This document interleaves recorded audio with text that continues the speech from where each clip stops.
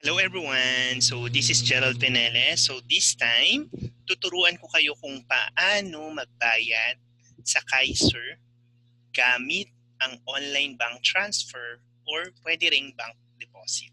No? So first, pupunta kayo sa Google Chrome at itatype ninyo ang kaiserhealthgroup.net. No? Ilalagay nyo rito yung username and email address ninyo and then password. Kung nakalimutan nyo yung password ninyo, ay advised na lumapit kayo sa inyong senior marketing director para mag-guide po kayo. Tapos click na natin yung login. Pagka-click ng login, pupunta po kayo sa Pay Bill Now.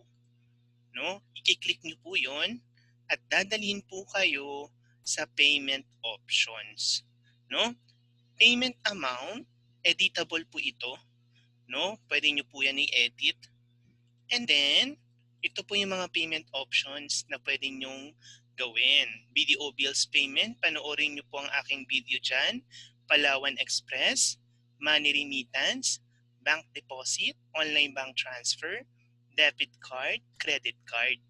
So, pwede tayo dito sa Bank Deposit. No? I-click nyo lang po itong Bank Deposit. Tapos, dadalhin po tayo sa billing address. Meron po kayong fill upan. So, Philippines, syempre, NCR, and then city kung nasan po kayo,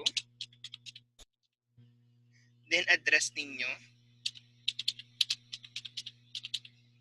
and then your zip code, pwede mo po yan lagyan. Then, i-click nyo po ito, payment method, bank deposit, ayan.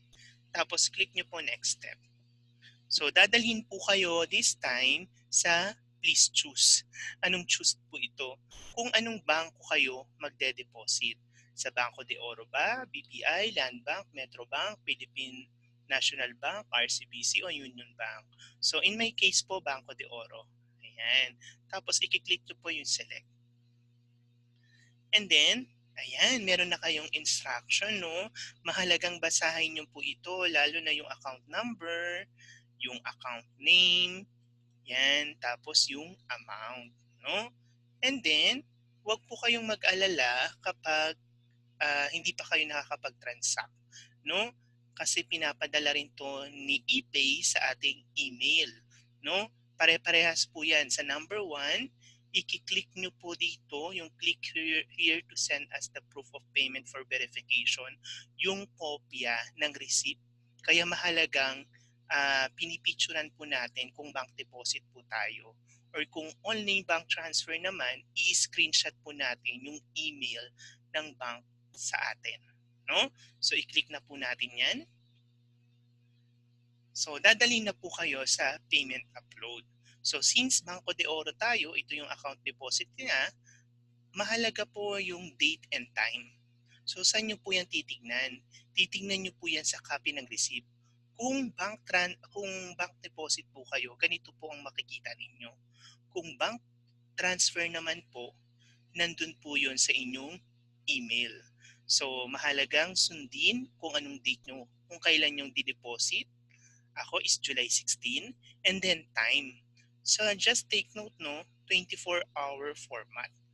So, be careful. Ang time nito sa akin ay 12:28 AM na po yan. So, ibig sabihin, 00:28:00. Ayan. Kasi naka 24-hour format tayo. And then, deposit code. So, sa bank deposit, ang deposit code niya itong nasa gilid. Ayan.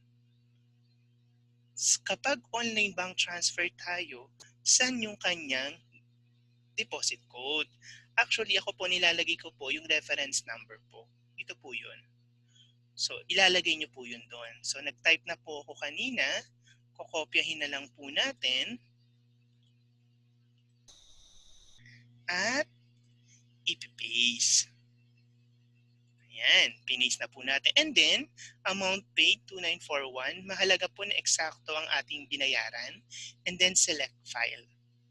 So, ibig sabihin, i-upload na po natin ang ating copy ng receipt. No?